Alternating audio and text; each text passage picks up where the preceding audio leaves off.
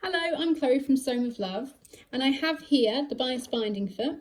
You can see here it has all of the most frequently used measurements along the bottom, and you can adjust the foot using the screw along here to measure up against your bias binding. So you just twist it along and it will measure up. You can also adjust it at the top to move your foot along in order to line up against your stitches.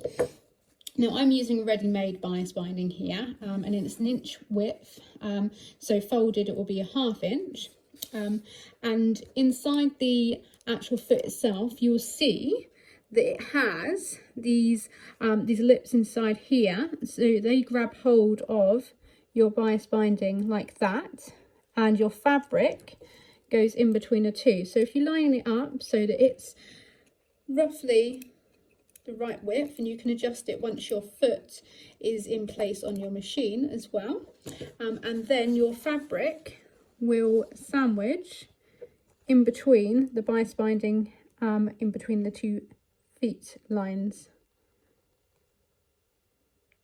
So I'm going to show you how it works with the machine. So I'm using the Singer style at 6680. However, it is a universal foot. It is just a bar attachment, and if you place it underneath, you'll grab hold, and that will just grab hold of it very quickly like that. So I'm now going to slot my bias binding into the foot and then sandwich my fabric in between the two halves of the bias binding. And the foot makes it nice and easy to do so. And there you are, that's all sandwiched in. And make sure it's right underneath where it's going to be grabbed. Place your foot down and we should be ready to sew.